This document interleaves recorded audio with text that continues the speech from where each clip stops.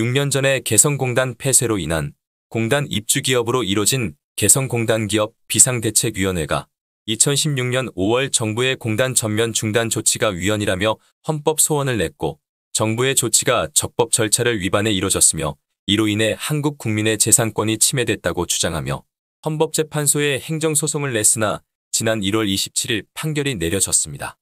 이날 판결에서 한국 정부가 지난 2016년 단행한 개성공단 폐쇄 조치와 관련해 해당 조치가 적법 절차 위반과 재산권 침해에 해당하지 않는다는 한국 헌법재판소의 판단이 나왔습니다.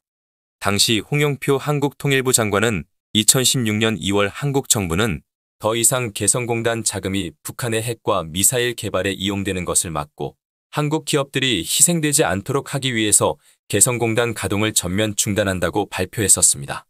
이런 정부의 발표에 대해 정기석 개성공단 기업협회 회장은 2016년 5월 적법 절차를 위반하고 재산권을 법률에 근거하지 않고 침해하여 위헌임을 헌법재판소의 판결을 통해 확인하려 했던 것입니다.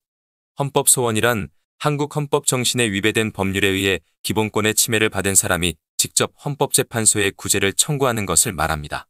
이에 대해 한국 헌법재판소는 지난 27일 개성공단 전면 중단 조치에 대한 위헌 확인 심판 청구를 기각 및 각하했습니다. 이날 판결은 개성공단 운영 중단이 한국 헌법의 취지에 맞고 합당하다는 것으로 이는 공단 운영이 중단된 지 6년 만에 나온 결정입니다. 헌법재판소는 목적의 정당성과 수단의 적합성, 피해의 최소성, 법익의 균형성을 기준으로 공단 중단 조치가 재산권을 침해했는지 여부를 판단했습니다. 헌재는 개성공단은 대표적인 남북 경제협력 사업지구라며 그 운영 중단이 북한에 대한 경제 제재 조치가 될 수 있음은 분명하다고 설명했습니다. 그러면서 북한을 경제적으로 고립시켜 핵 개발을 무력화한다는 국제사회의 제재 방식에 부합하기 때문에 중단 조치는 적합한 수단이라고 판단했습니다.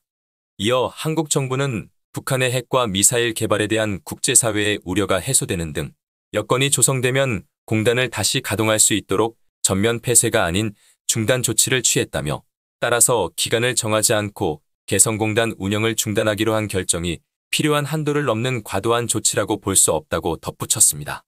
특히 헌재는 국민의 생명을 보호하는 것이 공단 중단 조치로 인한 피해보다 우위에 있다는 점을 분명히 했습니다.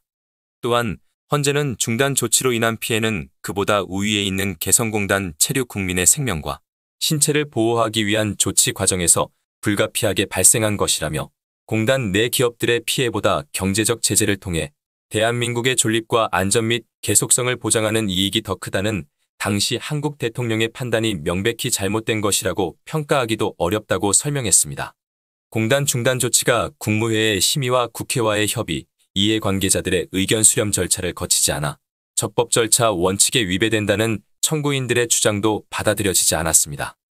헌재는 한국 대통령은 국가 원수이자 행정부 수반으로서 모든 행정에 대한 지휘, 감독권을 가짐으로 국가안보와 관련된 대북 제재로서 개성공단 운영 중단이라는 정책 결정을 할 수 있다고 봤습니다.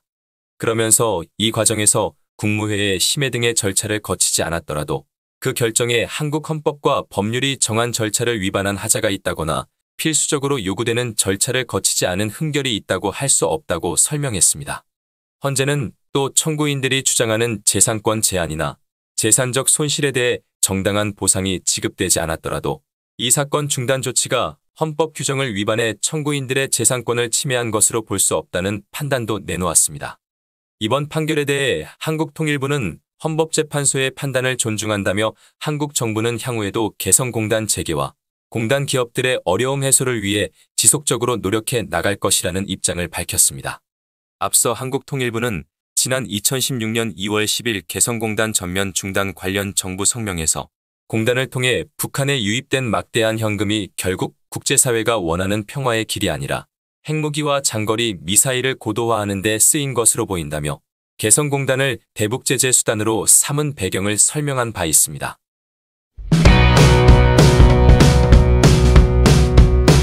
아일랜드가 코로나19 오미크론 변이 확산에도 현재 시각으로 22일을 기점으로 거의 모든 방역 규제를 해제했습니다. 지난주 토요일부터 코로나19 백신 접종 인증, 통행 금지, 사회적 거리 두기, 입장 인원 제한 등이 해제됐습니다. 마이클 마틴 아일랜드 총리는 21일 대국민 TV 연설을 통해 국가공중보건 응급팀의 규제 해제 권고에 따라 이 같은 조치를 내렸다며 이제 다시 우리 자신의 원래 모습으로 돌아갈 때라고 선언했습니다. 유럽에서 백신 패스를 도입했다가 해제한 국가는 영국에 이어 아일랜드가 두 번째입니다. 영국은 오는 27일부터 백신 패스와 마스크 규제를 해제한다고 지난 19일 발표했습니다.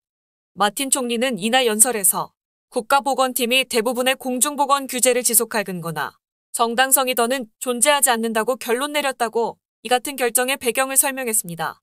이에 따라 오미크론 변이 확산으로 시행됐던 식당, 술집의 오후 8시 이후 영업 제한 조치가 폐지됐습니다. 실내 접객시설, 영화관, 공연장, 헬스장 등 입장 전 백신 패스 확인 절차도 중단됐습니다. 가족 구성원으로만 최대 4인이었던 개인 실내 모임 제한도 없어지고 모든 행사 참석 인원수 제한도 사라졌습니다. 다만 교내 마스크 착용 의무와 코로나19 확진자나 밀접 접촉자 자가격리 등의 규정은 유지된다고 밝혔습니다. 아울러 대중교통 이용 시 9세 이상은 2월까지 모두 마스크를 착용해야 합니다. 백신 접종 권장 역시 그대로 유지하고 있습니다.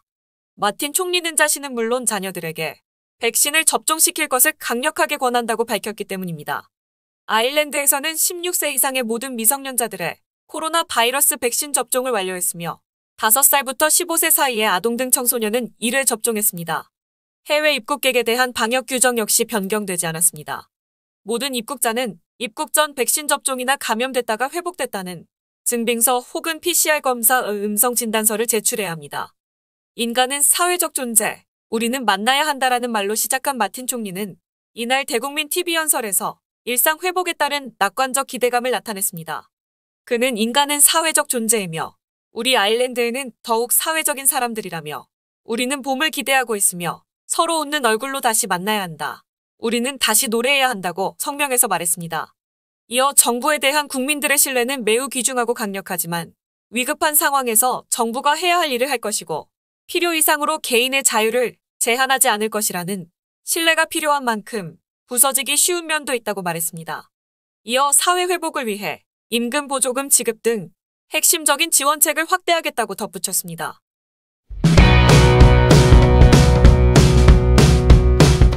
미국 백악관 감염병 관리 최고 책임자로 코로나19 사태를 맞아 각국 주요 뉴스에 오르내리고 있는 앤서니 파우치 미 국립알러지 감염병 연구소 소장에 대한 책이 발간되어 많은 사람들의 이목이 집중되어 있습니다. 다수 언론을 통해 코로나19 방역 최전선에서 활약하는 보건 책임자로만 비춰지는 그의 또 다른 실체를 파헤친 더 리얼 앤서니 파우치가 지난달 미국 최대 온라인 서점인 아마존에서 판매량 1위를 기록했다는 사실을 아는 한국인은 그리 많지 않습니다. 이 책은 지난달 말까지 월스트리트 저널이 선정한 탑 베스트셀러에 올랐고 지난해 12월 중순까지 미국 전국구 신문인 USA 투데이가 선정하는 탑 5 서적에 선정됐습니다. 책의 저자는 미국의 변호사 겸 환경운동가인 로버트 F. 케네디 주니어입니다. 46세의 암살로 숨진 존 F. 케네디 전 대통령의 조카이기도 합니다. 그는 각국에서 확산되고 있는 백신 패스에 대해 전제주의적 통제 수단이라며 강력하게 반대해왔었습니다. 이 책은 코로나19로 촉발된 세계적 규모의 보건 위기 상황 속에서 정보기관, 제약사, 소셜미디어 거대기업, 보건 및 의료 관료, 주류 미디어, 군대 등 각종 권력기관들이 전체주의적 사회 통제를 강화하려는 방향으로 움직이고 있음을 지적하고 있습니다. 언론에 자주 등장하는 파우치 박사는 대개 단독으로 행동하는 모습이지만 이 책 더 리얼 앤서니 파우치에서 그는 의료계 카르텔의 얼굴 마담이자 헌법에서 보장한 개인의 권리를 말살하려는 글로벌 전쟁 세력의 일원으로 묘사되고 있습니다. 책의 부제 역시 빌 게이츠, 빅파마, 초대형 제약사, 그리고 민주주의와 공중복권에 대한 글로벌 전쟁입니다. 케네디 주니어는 인터넷 신문 매체와의 인터뷰에서 이 책은 지난 20개월 동안 일어난 사건들이 어찌 된 영문인지 궁금한 모든 이들을 위해 쓴 것이라면서 음모론이나 추측으로 책을 쓰지 않았다고 말했습니다. 그는 책에 담긴 모든 내용은 정부 데이터베이스, 신뢰할 수 있는 출처, 동료들이 검토한 출판물 등을 출처로 인용했다는 저자의 설명을 입증하듯 이 책은 2200여 개에 이르는 각주를 통해 초대형 제약사가 공중보건과 사람들의 자유제약에 미치는 영향력을 상세히 분석하며 백과사전 기능을 하고 있습니다. 이 책에 대한 뉴욕타임스의 철저한 외면도 눈길을 끌고 있습니다. 더 리얼 파우치는 수 주간 베스트셀러 1위를 기록했지만 뉴욕타임스는 이 책을 단 한 번도 1위에 선정하지 않았습니다. 이 기간 동안 다른 책인 1619 프로젝트가 뉴욕타임스 선정 베스트셀러 1위에 올랐습니다. 뉴욕타임스의 탐사보도 프로젝트 명칭이기도 한 1619 프로젝트는 미국 건국의 주역들을 노예제도 찬성론자로 폄하하고 미국을 노예제도에 뿌리를 둔 탄생하지 말았어야 할 국가로 다시 쓰려는 것이 주된 내용입니다. 케네디 주니어는 내 책이 몇 주 동안 베스트셀러 1위를 기록했지만 뉴욕타임스는 한 번도 이 책을 베스트셀러 1위로 선정하지 않았다며 한때 정확한 보도의 대명사였던 뉴욕타임스가 무너진 공정성을 생각하면 놀랄 일도 아니다라고 일침을 가했습니다. 이 책에서는 약 100년 전인 1913년 공식 설립된 록펠러 재단이 의과대학 개편과 의학교육 개혁에 끼친 막대한 영향력, 초대형 제약사와 규제기관의 공생관계를 다루고 있습니다. 또한 파우치 박사는 미국 대학들의 약물연구 지원 예산 61억 달러와 군대의 생물무기 연구 등에 들어가는 예산 17억 달러를 관리하는 인물이기도 합니다. 아울러 80만 명 이상의 팔로워를 자랑했던 저자의 인스타그램 계정이 올해 초 코로나19 백신에 대한 부정확한 정보를 공유했다는 이유로 삭제된 경위에 대한 의문도 담겼습니다. 케네디 주니어는 이상한 것은 나의 인스타그램은 코로나19 백신과 관련해 잘못된 정보를 공유했다면서 나를 플랫폼에서 쫓아냈지만 실제로 어떤 진술이 잘못됐다는 것인지 인스타그램은 단 하나도 구체적으로 지적하지 못했다고 주장했습니다. 평생 민주당 지지자였던 그는 우리는 한때 언론의 자유를 옹호했던 진보주의자들이 현 정부의 정책에 대한 비판이나 제약사의 제품에 대한 의문을 검열하는 오웰의 세계에 살고 있다며 검열에 대한 실망으로 정당 지지를 철회했다고 고백했습니다. 그는 사실 민주당 지지자들이 더 잘한다. 정부와 기업들은 공포를 조성해 사람들의 비판적 사고를 무력화하고 있다. 민주당은 자신들의 핵심 가치에 반하는 행동을 하고 있다고 지적했습니다.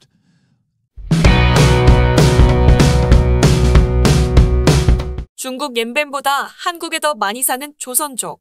그들의 한국 체류 인구수가 30년 만에 70만 명이 넘어섰습니다.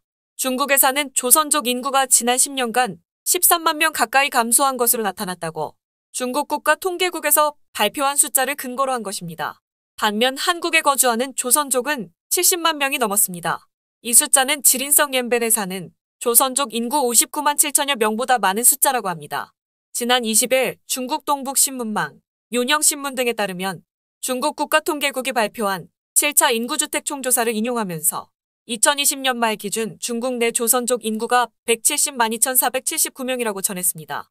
동신문들이 발표하기 전 인구조사에서 2010년 당시 183만 929명보다 12만 8천여 명 줄어든 것으로 나타났었습니다. 중국 정부가 인구조사를 시작한 이후 꾸준히 증가하던 조선족 인구는 2000년 최고치를 기록한 뒤 감소세로 전환했습니다. 1992년 한국과 중국의 수교 이후 일자리를 찾아 대거 한국으로 떠난 것이 중국 내 조선족 감소의 가장 큰 원인으로 꼽힌다고 전문가들은 예측했습니다. 실제 한중 수교 이후 한국 내 체류 조선족은 지속적으로 증가했습니다. 2020년 1월 기준 70만 8천 명에 달하고 이는 중국 옌벤에 거주하는 조선족 59만 7천 명보다 10만 명 이상 많은 것입니다. 조선족은 중국 둥베이 지방의 랴오닝, 지린, 헤이룽장 등 동북 삼성에 주로 거주하며 그중 지린성 옌벤은 조선족이 가장 많아 조선족 자치주로 지정돼 있었습니다. 최근 조선족들이 대거 이탈하면서 옌벤 전체 인구에서 조선족이 차지하는 비중은 1953년 70.5%에서 현재 30.8%까지 급감했었습니다. 지금과 같은 추세라면 조만간 옌벤 내 조선족 비중은 30% 아래로 낮아질 것으로 보이며 이로 인해 조선족 자치주 지정이 해제될 가능성이 높다는 해석이 나오고 있습니다. 중국에서는 소수민족이 전체 인구의 30% 이상인 지역의 경우 민족향을 설립할 수 있도록 돼 있기 때문입니다.